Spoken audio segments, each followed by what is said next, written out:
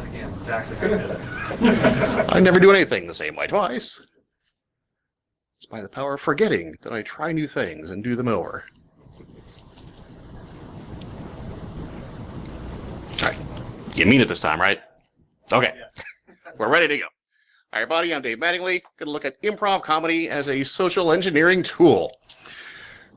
Many of you have seen Whose Line Is It Anyway or something similar. Improv comedy is a way to make a scene go forward, often funny, you would hope, not always, but go forward with a scene for a result, but without knowing what the heck you're doing along the way.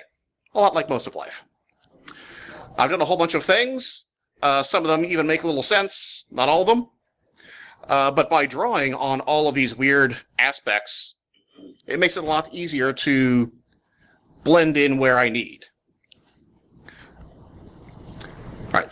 Improv comedy has rules-ish, more guidelines, sort of like the Pirates.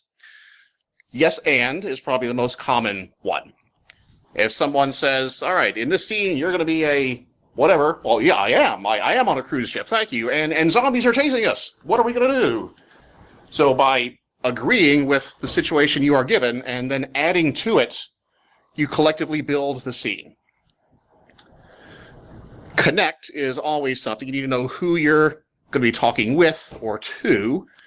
If I'm doing something like this at a church, I might do different types of scenes. If I'm teaching a group of children how to improv, again, maybe certain topics good, certain bad, but knowing who you're talking to and what kind of things they like are going to help you out regardless of what you're doing.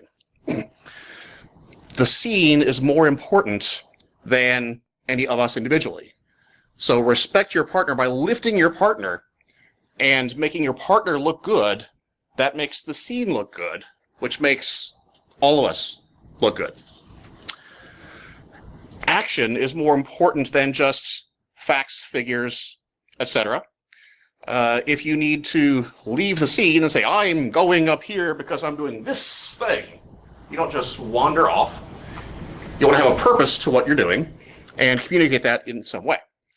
Also, if you can incorporate gestures, actions, you're holding or carrying something, it always gives you a fallback of, well, I have to carry around this bag of flashlights. That's what I'm doing. I don't know why, because I'm in I'm in space. And also there's a dragon. I don't know why, but I have to carry this. And by having this, it also gives us a nice distraction if needed. Project. Follow the fear. Awesome is on the other side of fear. First time you try something like this, it's going to be strange, freaky, weird. Might have to change the pants after, but getting through it, it's not as bad the next time you do it. Even 10 seconds after you do it, wow, that's wasn't really as bad as I thought. By trying the new thing, by doing stuff that is unusual, it's going to be a lot easier next time. It'll make more sense. Just like with coding, hacking, exercising, by using the skill of thinking creatively on your feet, having answers, the more you practice, the better it's going to get, the more natural it will feel, and it becomes your new normal, your new environment. And stuff is going to mess up. Expect things to go wrong. They do. That's improv, that's life, that's social engineering. But every time you mess up, every time you fall, gives you a chance to get back up. A failure and then recovery is essentially more screen time for you in a scene or in a social engineering hack or other thing that you are doing. Keep your mind going. Don't do the same stuff, same day job kind of thing all the time. Spread your interests wide. When I ran a publishing company, I would tell people, read outside your genre. Sci-fi authors, read poetry. Romance authors, read how-to books. The more we know and learn, we'll get different approaches that we can incorporate to make whatever we're doing a little better. You can stay creative by going to local improv groups. Many cities have at least one, if not a half dozen or more. By going and seeing the kind of things they do, how they approach, how they recover, how they relate, you'll see a lot of bombs all the time, but that's all part of it. But by going and becoming familiar with all of that, it can become a part of who you are, how your brain waves work. Another fun thing is the 48-hour film project. Anybody heard of this one? You get together on Friday night with a team that you've already kind of prepared and a little research ahead, and you're going to make a film from Friday night at 6 or whatever time, turn in your finished film, 4 to 7 minutes, Sunday night at 7 or whatever that time is. But on the opening night Friday, you draw your genre. You might be making a mystery or comedy or musical. You don't know until you get there. Each of the teams competing has 3 elements that have to be used. It's going to be a character name or occupation, a line, and a prop. So no matter what it is, everybody has to have these things, even though we're all making different kinds of movies. Ahead of time, you get your team, okay, you're good with the film, you're a good writer, you can help us find locations, you the costumes. It's a fun way to expand what you're doing and learn new things.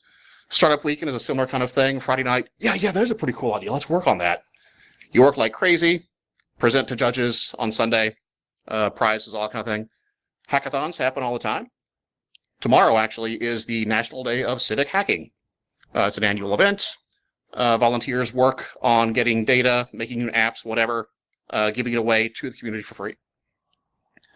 Weekend after that is going to be Data for Democracy, a similar kind of thing. Volunteer coders, data people, making something neat, giving it out. About a month after that is going to be Indigenous, the Worldwide Christian Hackathon, focusing on biblical stuff or, helping those in need, poverty, fun things like that. There are some games to also help keep things going on. One I like is called Who Would Win? Who Would Win is a very simple card game, 2 players, 1 minute, easy to learn. I draw a card, and maybe it says I am Darth Vader, or George Bush, or Peter Pan. You draw a card, you might be Shirley Temple, whatever, and then I have 20 seconds to say why my person would beat your person at kayaking, babysitting, knitting. And then you would have 20 seconds to say, well, your person would win. Everybody else votes. It's fun. It's a way to get things that don't go together and put them together in your head. Once Upon a Time is a nice storytelling game. Flux is a card game where the rules and goals change every turn. It's a good way to learn to live with chaos and adapt with what you're doing. Toastmasters is a group that's been around for a long time. At every meeting, as they train all of us in speaking in front of people, one of the segments is called Table Topics, where one Toastmaster is assigned to call on the audience a question, tell me about your last vacation. You'd stand up for 1 or 2 minutes, talk about that, or it might be explain the global economic impacts of, whatever it is. You never know what the question is going to be. It's a nice chance to stand on your feet, act like you know what you're saying. I kind of expected you to say that, and come up with a response. It sounds like it might make sense or not. Doesn't have to be true at all, but it's the ability to handle strange things you're not prepared for as they're coming in. Picha Kucha, it's actually pronounced Pichakcha, something similar. It's Japanese for chit-chat. You would prepare 20 slides in advance that auto-advance every 20 seconds. They're similar events, but in true Pichakcha fashion, you would not see the slides. They would be behind you. You have to know the timing because they're going to change every 20 seconds. It's a nice way to learn to prepare your mind, do different things. So in short, do things, go places, meet people, do things you don't know. By doing all of that, not only will it help expand your horizons, you never know when you might need to impersonate a filmmaker or a banker or somebody you have done some stuff with. Gives you access to a lot of skills. Sharpen.design is a simple creativity challenge. Every time you refresh, design a set of stickers for a camping gear startup. design a window vinyl for a bottle tea company and make it geometric. It's always new ideas, nice way to get the brain going. Locally in Louisville, where I'm from, we have at least these many improv groups. They're around a lot. Tomorrow, we'll have security and improv inspection here at 3:30. And then tomorrow night, whose slide is it anyway? Presenters can give a talk with a slide deck of random things. Here's a sales chart, and then it's a baby duck. And now it's a plate of spaghetti, but I have to come up with why all these things are here. Make something out of it. Some stuff to look at. The rules of improv vary depending on who you're talking to. Here are the 3 rules, and here are the 10 rules. This is a collection of all the various rules depending on parts of the country, etc. Improv Everywhere is a fun group I like to keep up with.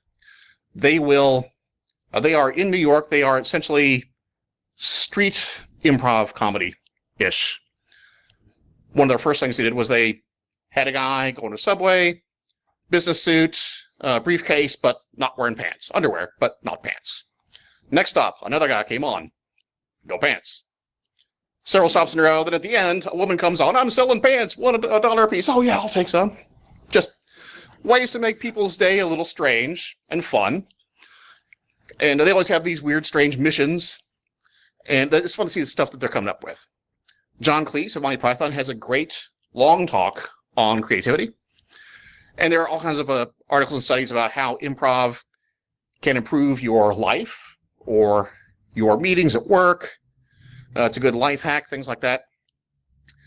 And I do agree, because the 2 skills that improv really needs are communication, which applies almost everything we do, and creativity applies almost everything that we do. Whether we're talking about doing code, writing something, cooking dinner, the more we can do that kind of stuff, the more that the improv skills can amplify the stuff we're already doing. All right, now let's do stuff. All right, I'm going to need, say, 8 to 10 people coming up here in kind of a circle-ish with me. We're going to do a very simple warm-up. Actually, I will move this. All right, just like as if we were going to run a race, we would stretch if we were going to do something else that you want to study. So we're going to practice by just warming up as we would something else. You might want to put that down just to be safe. He doesn't want to put it down here. Yeah. I know him better than that. Right. All right, we're going to do a warm-up called Zip Zap Zop.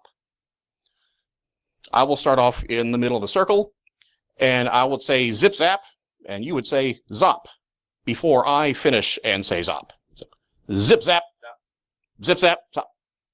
Very good. If I say zip zap zop before you finish saying zop, then you would be the one in the middle calling zip zap zops. Besides zip zap zop, we would usually do this for a minute or so. We'll do miggity miggity mac with the opposite goal. Miggity miggity. Mac. Don't say mac. Nope.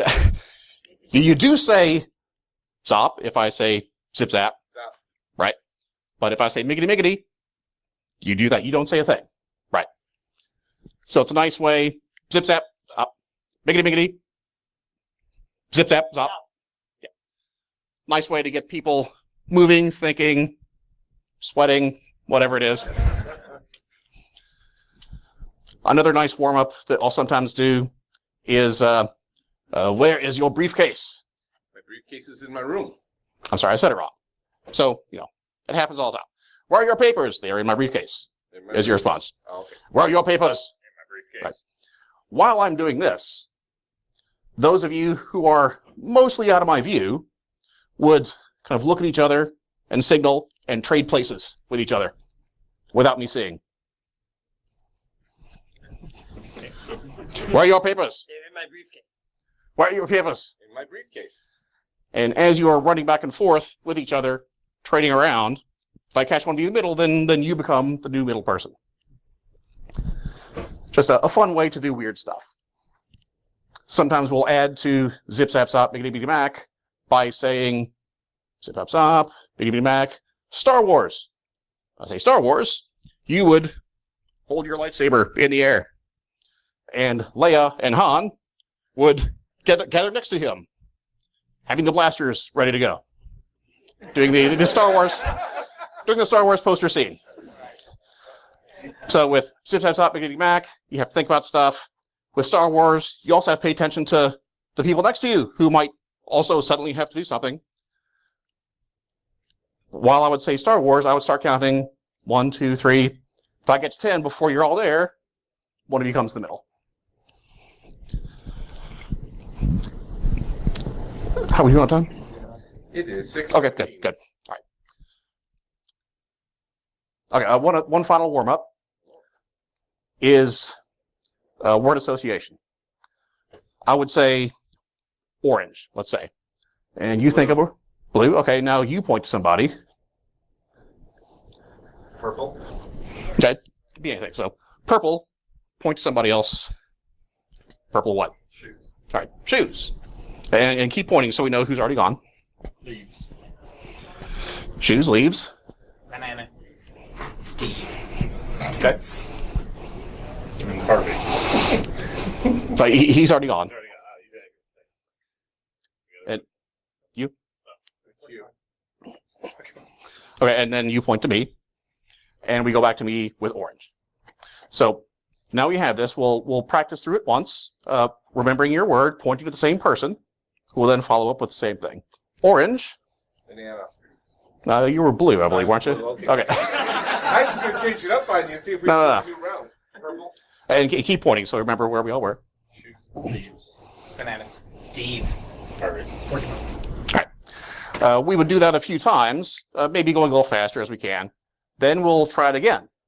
But going the other... We can switch words? This time, yes. We're going to go kind of counterclockwise. We're going to use your left hand instead of the right. And I will say 7. Potatoes. Toaster. Electro. Campfire. Jim Bob. Stove. Range. Cleats. We practice this. So one more time. 7. Potatoes. Orange. Blue. Now we got simultaneously going left and right. So just a warm up. Gets us used to the strange things happening back and forth, all of that. Okay, let's go take a break. You guys go sit down. Thank you very much. I am definitely interested in whose slide this is in many ways. I want to enter that. Yeah.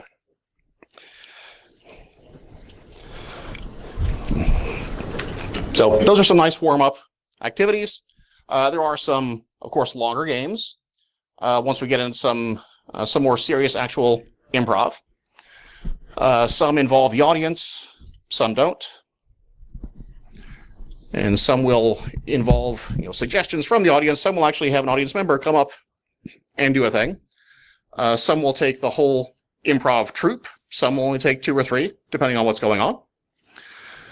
But by doing these, it's a great way to get the brain used to weird stuff and responding as if it's no big deal. I consider this to be stress relief. Most people, what are you talking about? That would kill me. But if yesterday I was a firefighter who was also a bunny rabbit, okay, the server's dead. What are we going to do? Well, we'll just go to the backup server. It's not a big deal. I get used to things going really weird all the time at improv, and then the rest of life doesn't seem nearly as bad. It's a good way to learn to go with the flow just by practicing, by reinforcing, by messing up, and getting back up. It sounds really weird. It sounds scary often, but by doing these things, by going forward, doing the stuff that scares us, that is weird, that we don't know about, it is a nice way to reprogram our brains to learn to deal with new circumstances. And we still have a couple minutes. Yeah, so questions or a game? Go ahead. I really do want to enter the whose slide is it anyways, and I came in late. How do I do that? It's in the program. I don't remember. So I just check it out. It's tomorrow at 8, I think. And I don't know how you pick the contestants. Well, neither do I. This is my first time speaking, so it'll be my first time trying to compete in that. But I'm sure the book says something about that. So, has anybody done improv before? Anybody been? Yeah. Well, all right, cool. Been to an improv show. Okay. Years back, I was pulled from the audience from Drew Carey's guys, and got to be up there with Drew and some of the other folks. That was a lot of fun. I was actually right after I had my stroke, so I was still head shaved. I still couldn't really use my left leg, so I was bouncing around like that. But that is part of what helped me get my brain back together. For a while, I had to learn how to walk and talk again, but the improv and thinking and forcing my brain to do stuff it didn't know how to do helped me get back to where I am. So I do encourage it as a wonderful way to learn stuff, to be prepared for stuff, while simultaneously being unprepared for stuff. It's a little strange. It also was very good training for, say, job interviews or something. They ask you a question, I don't know, well, you can come up with something. I mean, you maybe don't want to lie for a job interview, but you won't totally freak out. But on a social engineering engagement, hi, I'm here, I got this paper, I'm supposed to take it to this guy. Well, we can't let you go. Well, you just come up with something. And maybe you don't, but by having done it multiple times, it becomes a new way to learn, to act, to live. So try to be funny, and have fun, everyone.